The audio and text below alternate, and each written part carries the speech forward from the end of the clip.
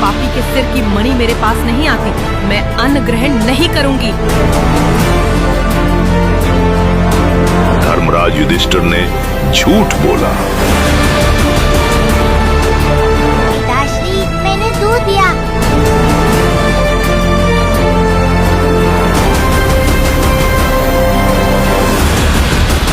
मैं शपथ लेता हूँ आज सूर्यास्त से पहले अश्वत्थामा के पापों का हिसाब होगा।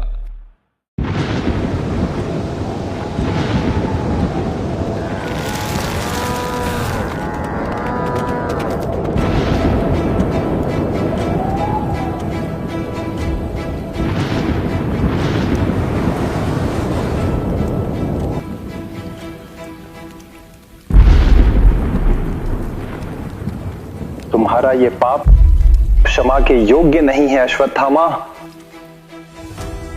इस संसार के पापों का बोझ लेकर तुम अनंत काल तक भटकोगे, अकेले, बस अकेले। पांडव जीत गए।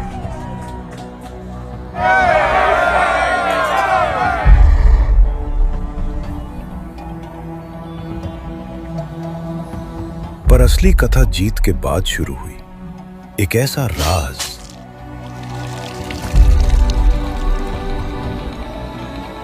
जो सुबह के सूरज को भी नहीं पता था। और जब वो राज खुला तो धरती ने पहली बार भगवान कृष्ण का क्रोध देखा।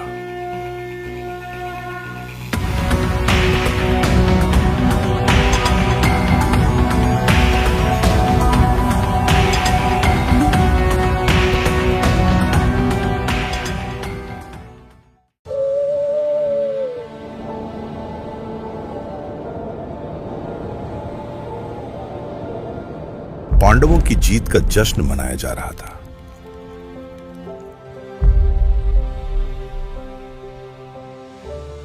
और यहां द्रोणाचार्य का पुत्र अश्वत्थामा हार की आग में जल रहा था।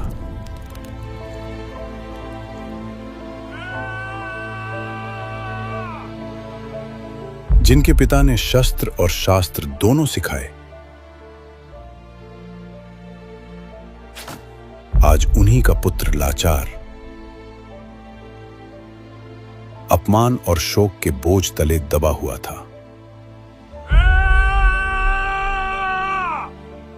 मेरे पिता का वध छल से किया गया। नियमों की दुहाई देने वाले धर्मराज युधिष्ठिर ने झूठ बोला।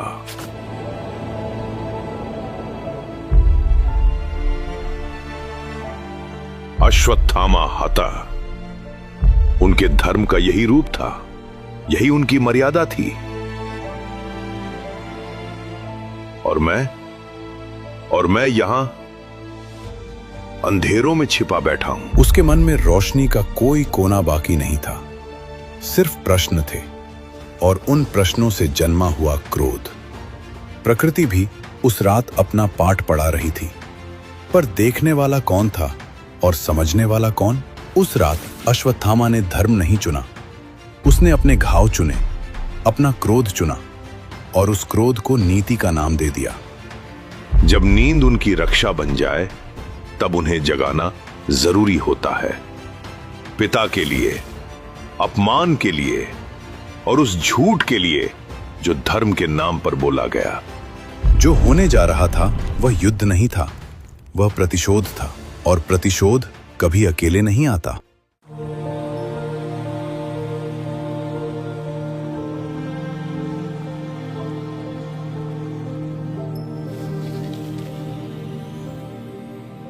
इनका जन्म साधारण नहीं था। जब ये इस संसार में आए तो इनकी पहली पुकार किसी सामान्य शिशु की नहीं थी। इनके रुदन के साथ घोड़े की हिनहिनाहट गूंज उठी, मानो भविष्य स्वयं अपनी उपस्थिति का संकेत दे रहा हो। इसी अद्भुत घटना से इन्हें नाम मिला अश्वत्थामा। ये जन्म न किसी राज्य की विजय का उत्सव का कारण, बल्कि वर्षों की कठोर तपस्या का प्रतिफल था।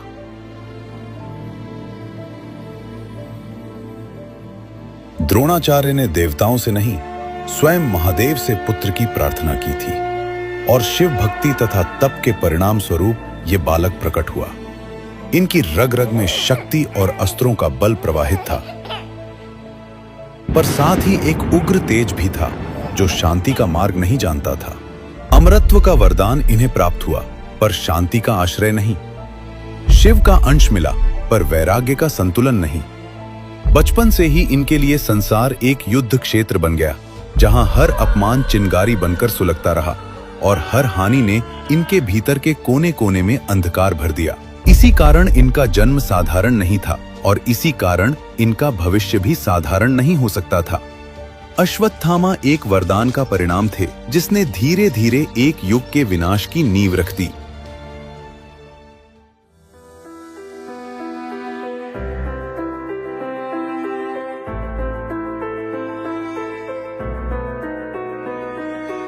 पिताश्री, मैंने दूध पिया, अब मैं भी शक्तिशाली हूँ।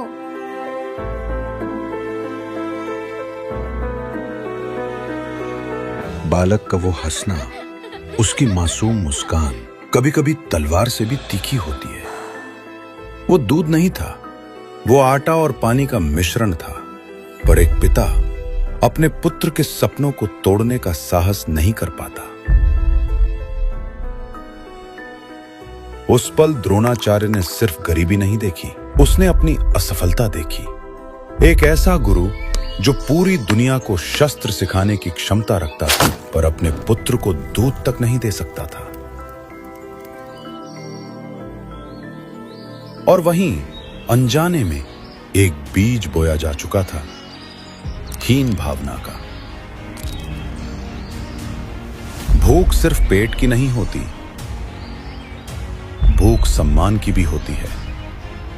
और जब एक बालक अपने पिता को चुप रोते देखता है, तो उसका बचपन वहीं समाप्त हो जाता है। गरीबी का वो स्वाद उसने द्रोणाचार्य को हस्तिनापुर की ओर मोड़ा, पर साथ ही अश्वत्थामा के हृदय में हमेशा के लिए एक खाली जगह छोड़ गया।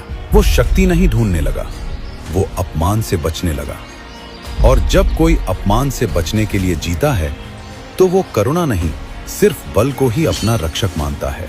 उस दिन एक पिता ने शिक्षा चुनी और एक पुत्र ने कभी न भर पाने वाली कमी।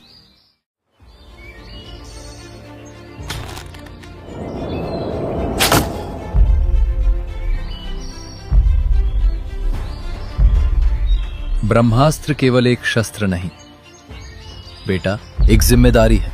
तुम्हारे भीतर धैर्य की कमी है अश्वत्थामा। मैं आपका पुत्र हूं पिताश्री, मैं अर्जुन से बेहतर बनना चाहता हूं, मुझे ये विद्या चाहिए। पुत्र की मांग शक्ति की थी, पर पिता धर्म का भार तोल रहे थे। विद्या पाना कठिन नहीं होता बेटा, उसे रोक पाना ही असली साधना होती है। अर्जुन के पास सब कुछ है, राजवंश, सम्मान, आश्रय, और मेरे पास सिर्फ मेरी प्रतिभा और आपका नाम। अगर मैं आपसे ये अस्त्र नहीं लूंगा तो मुझे हमेशा कमजोर समझा जाएगा। ये कमजोरी शस्त्र की नहीं थी, ये भावना की थी। गुरु जानते थे पुत्र के हृदय में आग है, पर गुरु धर्म और पिता प्रेम के बीच का संघर्ष भी वही जानते थे। और अंततः पिता जीत गया। याद रखना अश्वत्थामा, यह अस्त्र तब नहीं चलता जब मन चाहे, बल्कि तब रुकता है जब मन कहे वार करे। शस्त्र मिल गया, पर उसका प्रयोग कब नहीं करना है, ये विवेक अश्वत्थामा कभी सीख नहीं पाया। जहां अर्जुन ने संयम सीखा, वहां अश्वत्थामा ने तुलना सीखी, और तुलना धैर्य को धीरे धीरे खा जाती है।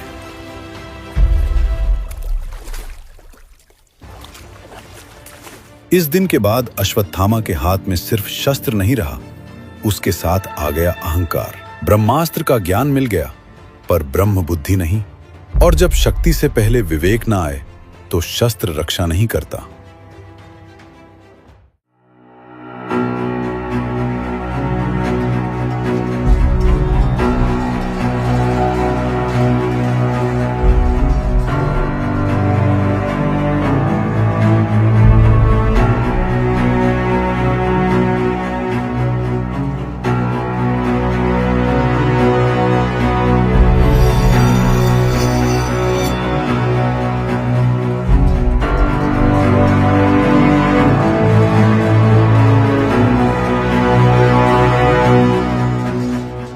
दिन अश्वत्थामा मरा, जो पुत्र पिता के साथ खड़ा था, जो शिष्य गुरु की मर्यादा जानता था, जो बल को नियंत्रण से पहचानता था, वो सब वही समाप्त हो गया। बचा तो केवल प्रतिशोध। दुख ने उसे छोड़ दिया था और क्रोध ने अपना घर बना लिया था। उस दिन एक योद्धा नहीं मरा, उस दिन एक पुत्र मरा।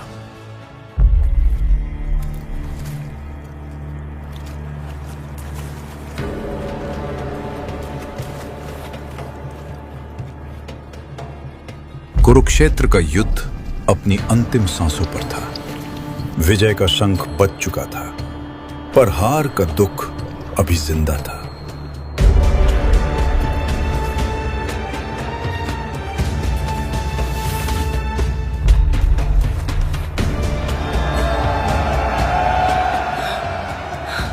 सब खत्म हो गया, पांडव जीत गए। नहीं मित्र, जब तक मैं जिंदा हूं, युद्ध खत्म नहीं हुआ। आज रात पांडवों के वंश का अंत होगा, ये मेरा वचन है।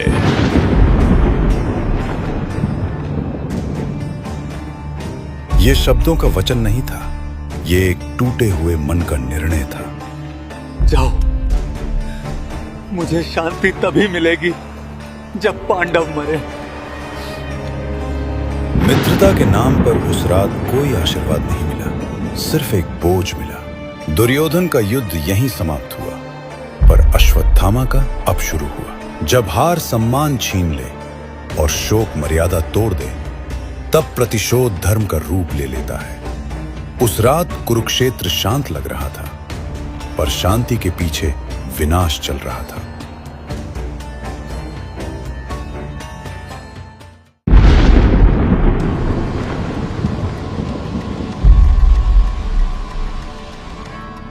वो रात काल रात्रि थी।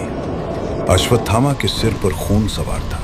ये शांति युद्ध के बाद की नहीं थी, ये तूफान से पहले की खामोशी थी। यहीं से शुरू हुआ वो कार्य जिसे बाद में पाप कहा गया।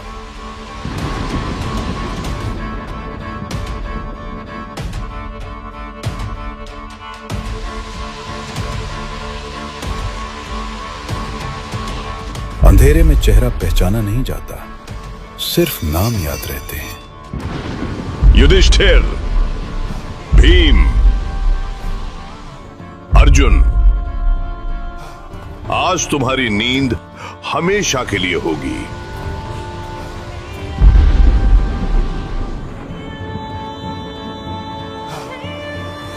उसे ये ज्ञान नहीं था कि जिन्हें वो पांडव समझ रहा था, वे द्रौपदी के पुत्र थे। एक एक कर रात खामोश होती गई और युद्ध जो दिन में खत्म हुआ था, अंदर ही अंदर फिर जीवित हो उठा। उस रात अश्वत्थामा ने किसी की चीख नहीं सुनी, क्योंकि उसके कान पहले ही बंद हो चुके थे। प्रतिशोध पूरा हुआ, पर शांति एक कदम दूर चली गई। जो मान रहा था कि वो न्याय कर रहा है, उसे अब याद भी नहीं था न्याय होता क्या है।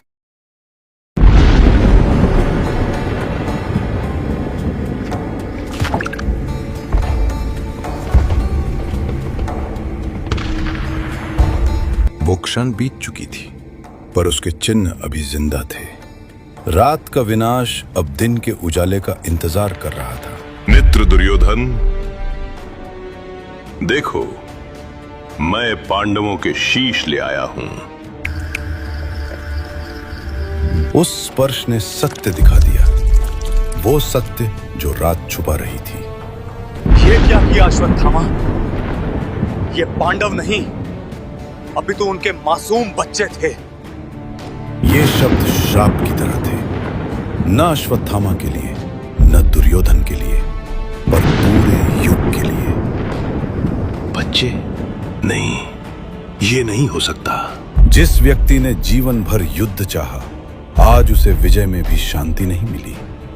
सूरज उग रहा था, पर अश्वत्थामा के लिए सब कुछ अंधेरा हो चुका था। उस रात अश्वत्थामा ने सोचा था कि उसने युद्ध खत्म कर दिया है, पर उसने सिर्फ अपनी मुक्ति का मार्ग जला दिया था।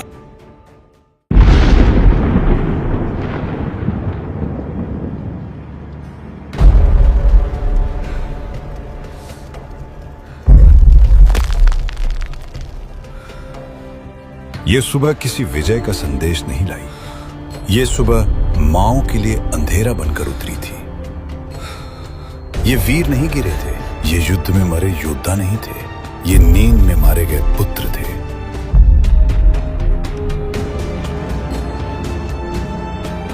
जब तक उस पापी के सिर की मणि मेरे पास नहीं आती, मैं अन्न ग्रहण नहीं करूंगी। ये शब्द प्रतिशोध के नहीं थे, ये एक मां का न्याय था, जो धर्म से भी ऊपर खड़ा हो जाता है।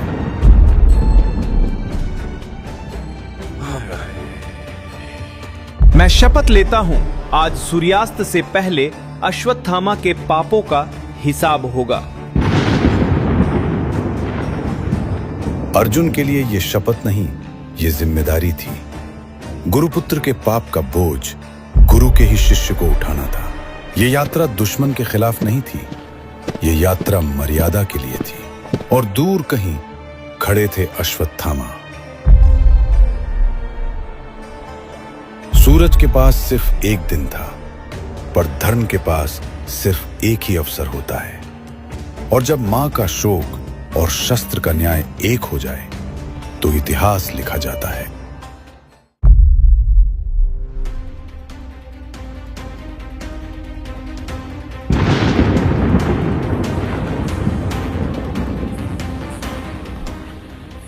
कभी कभी युद्ध का सबसे भयानक पल अंत में नहीं आता, और कभी कभी दुनिया सिर्फ एक गलत निर्णय की दूरी पर होती है। अपनी रक्षा के लिए ओम ब्रह्मास्त्राय फट।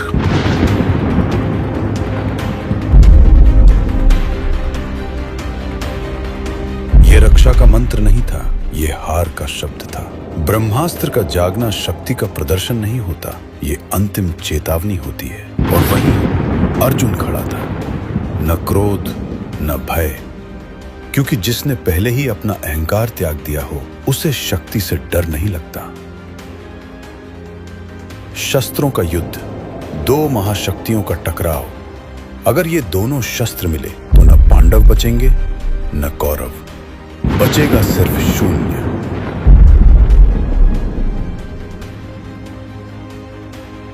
रुको, इन दोनों अस्त्रों का टकराव सृष्टि को खत्म कर देगा। इसे वापस लो। जब मनुष्य अपनी सीमा भूल जाता है, तब ऋषि याद दिलाने आते हैं। मुझे ये वापस लेना नहीं आता, लेकिन ये बेकार नहीं जाएगा। यहीं सब कुछ रुक सकता था, पर कुछ लोग युद्ध हार कर भी रुकना नहीं चाहते। हार के बाद जो बचता है वो होता है डर। और जब वही डर धीरे धीरे सोच बन जाए, जब समझ और विवेक पीछे छूट जाएं, तब पाप अपनी दिशा खुद खोज लेता है, बिना किसी रोक के।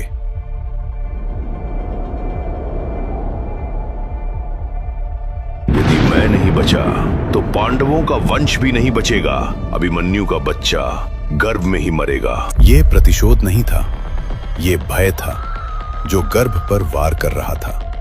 इस क्षण अश्वत्थामा ने युद्ध के अंतिम नियम भी तोड़ दिए। उसने शस्त्र को व्यक्ति के खिलाफ नहीं, कल के खिलाफ चलाया। अब यह युद्ध अर्जुन का नहीं था, ना ही अश्वत्थामा का। बात थी अधर्म की। यह क्षण युद्ध के बाद का नहीं था, यह युद्ध के बाद के पाप का था। जहां शस्त्र विनाश ले जाता है, वहीं ईश्वर रक्षा बनकर खड़े होते हैं। परीक्षित, जो तुरंत जन्म तो नहीं लेगा, पर उसका होना ही इतिहास को जिंदा रखेगा। इस समय में नहीं, पर हर आने वाले समय के लिए। बस अश्वत्थामा, एक बालक पर वार किया, तूने कायरता की सारी सीमाएं पार कर दी है। तुझे अपने अमर होने का बहुत अहंकार था ना, आज वही तेरा श्राप बनेगा। अमरत्व जो रक्षा के लिए था, अब दंड बनने वाला था। जो जख्म शस्त्र देते हैं वक्त भरता है, पर जो जख्म धर्म देता है वो अमर रहता है। 3000 वर्षों तक तुम इस धरती पर भटकोगे। तुम्हारे शरीर से पस और रक्त की दुर्गंध आएगी। कोई मनुष्य तुम्हारे पास नहीं आएगा। तुम मृत्यु को पुकारोगे, पर मृत्यु तुम्हारे पास नहीं आएगी। यही तुम्हारा दंड है। जीवन दिया गया, पर जीने का अधिकार छीन लिया गया। यह शारीरिक पीड़ा नहीं थी, यह समाज से निष्कासन था। गोविंद, मुझे माफ कर दो गोविंद। धर्म रक्षक दया भी जानता है, पर धर्म के अपमान का भार जब हद से ज्यादा हो जाए तो दया भी चुपचाप कठोर हो जाती है। और जो धर्म तोड़ता है उसके लिए कभी कभी वही दया जिंदगी भर का दंड बन जाती है।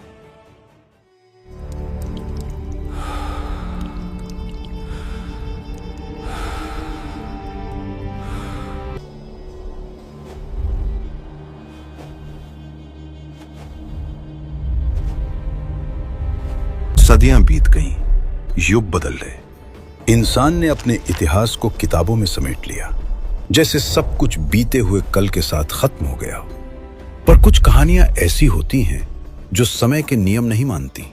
वो जमीन में धब्बे की तरह रह जाती हैं, न पूरी तरह मिटती हैं, न ही भूली जाती हैं।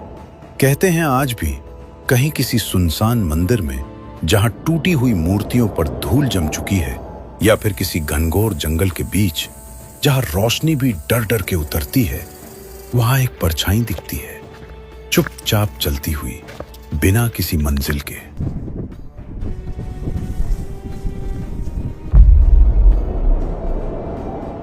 वो एक योद्धा है, पर अब किसी सेना का हिस्सा नहीं। उसके कदम भारी हैं, जैसे हर चाल के साथ हजारों सालों का बोझ उठाए हों। लोग कहते हैं वो तेल और हल्दी मांगता है, इलाज के लिए नहीं, बल्कि दर्द को कुछ पल के लिए भुला देने के लिए। उसके माथे पर एक घाव है जो कभी भरने का नाम नहीं लेता। न समय उसे भरता है, न प्रार्थना। हर बूंद खून उसे याद दिलाती है उस पाप की जो इतना बड़ा था कि मृत्यु भी उसे अपना न सकी।